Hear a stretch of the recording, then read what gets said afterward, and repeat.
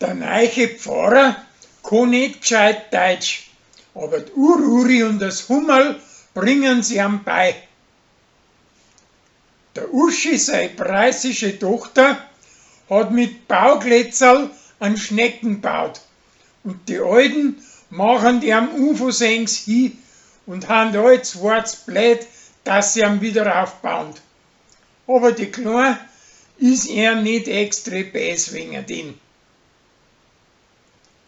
Der Fanny, sein Vater, möchte wieder gut werden mit seiner Alten und verkauft ihrer lieb sein Motorrad und kauft stattdessen einen großen Wohnwagen.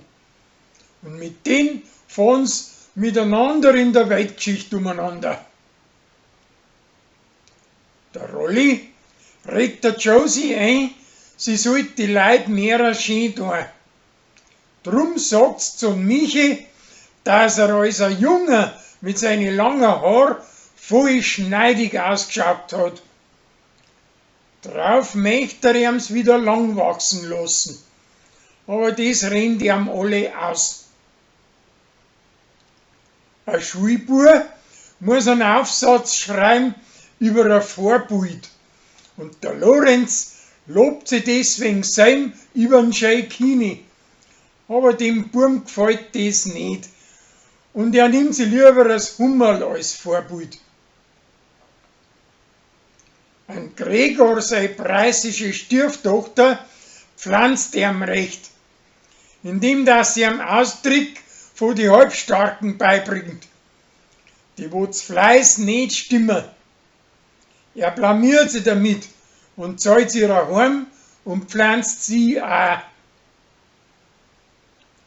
Sein preußischer Stiefsohn riecht sie für die Walz her und Pfanni bringt seine Fetzen in Schuss und der Korbi möchte ihm ein Loch als Ohrwaschel einschlagen, dass er ein goldenes Ringerl tragen kann.